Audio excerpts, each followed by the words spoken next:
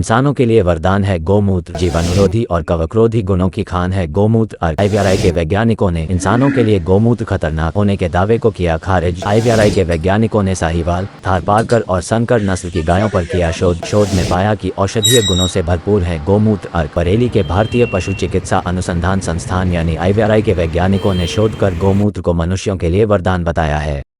इतना ही नहीं, गोमूत्र जीवाणुरोधी और कवकरोधी गुणों से भरपूर होता है। आईवीआरआई के वरिष्ठ वैज्ञानिकों ने पिछले दिनों एक दावे को खारिज कर दिया है जिसमें कहा गया था कि गोमूत्र इंसानों के लिए खतरनाक है। गोमूत्र के औषधीय गुणों को वैज्ञानिक विधि से परखने के लिए आईवीआरआई के डॉक्टर रविकांत अग्रवाल की देखरेख में 2018 में एक शोध परियोजना शुरू की थी। उसके आधार पर उन्होंने निष्कर्ष निकाला कि गोमूत्र इंसानों के लिए वरदान है। बरेली लाइव संवाददाता सचिन श्याम भारतीय ने डॉक्टर रविकांत अग्रवाल से बात की। हमारे सनातन धर्म में गाय को माता कहा गया है। आप अगर ध्यान से देखेंगे और वेदों की तरफ जाएंगे तो आप ये पाएंगे कि गाय के अंदर बहुत सारे देवताओं का भी वास होता है। गाय से उत्पन्न हर चीज़ हमारे यहाँ लाभदायक मानी जाती है। गाय का दूध हो गया, गाय का गोबर हो गया या गाय का मूत्र भी हो गया।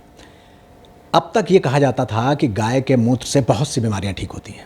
इस विषय पर आईवीआरआई यानी बरेली की आईवीआरआई यानी कि इंडियन वेटरनरी रिसर्च इंस्टीट्यूट भारतीय पशु चिकित्सा अनुसंधान में एक रिसर्च हुई।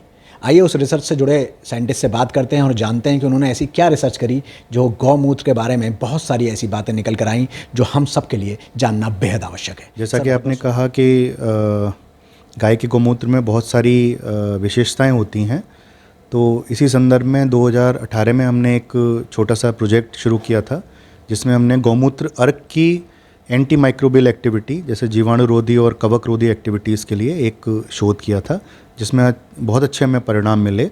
और ख़ास बात यह है कि जो देसी गायें हैं हमारी, उन देसी गायों के गौमूत्र अर्क में बहुत अच्छी एंटी माइक्रोबियल एक्टिविटी मिली बनस्पत की संकर नस्ल की गायों के गौमूत्र अर्क में। सर, ये देसी और फार्मी में के गायों में के में बीच में क्या अंतर होता है? देसी गायें वो हैं जो हमारे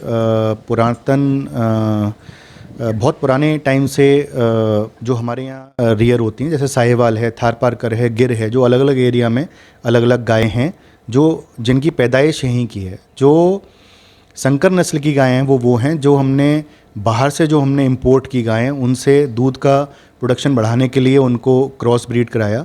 और क्रॉस ब्रीड कराने से क्या हुआ उसमें कि जो उनकी अपनी जो प्रॉपर्टीज़ थी, जैसे हमारा जो देश है वो अलग अलग तापमान उसमें रहते हैं, अलग अलग एरिया में अलग अलग तापमान है, तो जो हमारी अपनी देसी गायें हैं उसमें बहुत अच्छी डग रेजिस्टेंस प्रॉपर्टीज़ होती हैं। रेजिस्टेंस प्रॉपर्टी का मतलब प्रतिरोधक क्षमता उनकी बहुत ज़्यादा होती है, ना उनको ज़्यादा बीमारियाँ होती हैं, बस इतना है कि वो दूध थोड़ा सा कम देती हैं। तो हमने जो संकर गायें पैदा की हैं वो इसलिए की कि जिससे उनका दूध का प्रोडक्शन बढ़ जाए। दूध का प्रोडक्शन तो बढ़ा लेकिन उसमें जो उनकी प्रतिरोधक क्षमता थी वो कम हो गई। अब जो संकर नस्ल की गायें हैं वो उनमें बीमारियां ज़्यादा होती हैं, उनमें हमें वातावरण का बहुत ध्यान रखना पड़ता है, जैसे उनको कम टेम्परेचर चाहिए उनको रखने के लिए। तो ये सब चीज़ें हैं। इसी वजह से हम ये जानना चाह रहे थे कि जो हमारी अपनी गायें हैं, जो देसी गायें हैं, उनमें कौन सी ऐसी विशेषताएँ हैं। उसी के संदर्भ में हमने गौमूत्र अर्क के ऊपर एक शोध। तो सर, ये गौमूत्र की बातें तो बहुत सारे लोग बहुत पहले से कर रहे हैं, वेदों में भी लिखा हुआ है, तमाम साधु महात्मा भी कर रहे हैं, पतंजलि भी कह रहा है ये बात, अभी आशुतोष महाराज जी ने भी अपने गायों का पूरा सिस्टम लगा रखा है, वहाँ पे भी वो लोग उस पर काम। आईवीआरआई ने फिर गौमूत्र में ऐसा क्या ढूंढा? आईवीआरआई में 2018 में जो हमने शोध शुरू किया था वो, जैसा कि आपने खुद ही कहा कि बहुत सारे हमारे जो एंशिएंट लिटरेचर हैं जैसे शास्त्र वेद, उन सब में बहुत सारी मेडिसिनल या औषधीय गुणों का गौमूत्र अर्क में, गौमूत्र में वर्णन है। तो जो हम देखना चाहते थे, आईवीआरआई जो देखना चाहती थी, वो उनका साइंटिफिक वैलिडेशन या जैसे हिंदी में कह सकते हैं वैज्ञानिक विश्लेषण करना चाहती थी कि जो ये क्लेम्स हैं, जो ये कहा गया है वेदों में, शास्त्रों में, हमारे एंशिएंट लिटरेचर में, उसमें कितनी सत्यता है। तो जैसा कि मैंने आपको बताया कि वेदों में, शास्त्रों में बहुत सारी औषधीय गुणों का जिक्र है, उसमें से हमने सिर्फ एंटी माइक्रोबियल प्रॉपर्टी के बारे में अध्ययन किया, अभी जो रिसर्च की है, जो शोध किया है हमने उसमें। और उसमें हमने पाया कि जो देसी नस्लों की जो गौमूत्र अर्क हैं उसमें बहुत अच्छी एंटी माइक्रोबियल प्रॉपर्टी है, बशर्ते या बनस्पत संकर नस्ल की गायों में। सर, आपने गायों पर रिसर्च की, जबकि आईवीआरआई में तो भैंस भी होती हैं, तो भैंसों के यूरिन में और गाय के यूरिन में क्या अंतर है? जैसा मैंने बताया कि अभी जो हमने शोध किया है इसके अंदर हमने अभी भैंसों का यूरिन नहीं प्रयोग किया है। तो हमने जो हमें करना था वो देसी गायों की नस्लों के बारे में जानकारी या उनकी साइंटिफिक वैलिडेशन करनी थी या वैज्ञानिक विधि से जांचना था। तो हमने संकर नस्ल और देसी गायों की नस्लों का यूरिन कलेक्ट करके उनका अपनी प्रयोगशाला में गौमूत्र अर्क बनाया और उतना ही हमने टेस्ट किया है। अभी हमने बफेलो या भैंस का जो यूरिन वो टेस्ट नहीं किया है। तो इसके लिए आगे शोध की आवश्यकता है। आगे के एक्सपेरिमेंट्स में अपने प्रयोगों में हम पूरी कोशिश करेंगे कि इसको भी आगे ले जा सकें इस शोध। किस तरह के इस्तेमाल किया जा सकता है यूरिन का? जो हमने अभी टेस्ट किए हैं वो बहुत सारे ऐसे जीवाणुओं पर और कवक पर इनका टेस्ट किया है इन गौमूत्र अर्क का, जिसमें साहिवाल थारपारकर के गौमूत्र अर्क जो हैं वो बहुत ही ज़्यादा इफ़ेक्टिव या ये कह लीजिए बहुत ही प्रभावी पाए गए।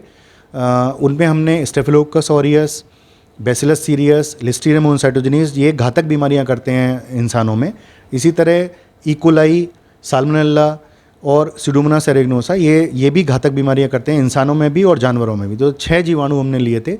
इसी तरह 2 हमने फंगस ली थी।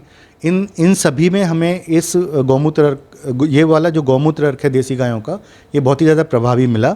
ये सारे चूँकि जीवाणु इंसानों में बीमारियां कर सकते हैं तो इन सभी जीवाणुओं के खिलाफ ये गौमूत्र अर्क प्रभावी हो सकते हैं। ऐसा जैसे हम गौमूत्र का है या किस वैसा भी यूरिन कोई भी, तो थोड़े समय रखने से वो ख़राब होने लगता है, स्मेल करने लगता है। आप लोग इतने, चूँकि रिसर्च में बहुत वक्त लगता है, ऐसा भी नहीं है एक दिन का ये है, काफ़ी लंबा वक्त लगता है, तो कैसे इसको स्टोर करके कैसे इसको वैसा ओरिजिनेट करके रखते हैं? मैं एक चीज़ और, चूँकि आपने सवाल पूछा है, ये बिल्कुल क्लियर करना चाहता हूँ कि ये जो शोध था ये गौमूत्र अर्क के ऊपर था और ये इसीलिए हमने गौमूत्र अर्क पे अपना ध्यान केंद्रित किया था क्योंकि जो गौमूत्र है उसे आप बहुत लंबे समय तक स्टोर नहीं कर सकते।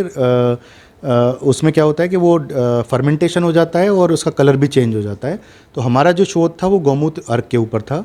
गौमूत्र अर्क बनाने के लिए हम गौमूत्र हम इकट्ठा किया, साहिवाल का, थारपारकर का और क्रॉसब्रेड गायों का, और उसको हमने गरम किया। गरम करके जो भाप बनी उसको ठंडा करके जो हमें गौमूत्र मिला, जो लिक्विड मिला, उसको हम गौमूत्र अर्क कह रहे हैं।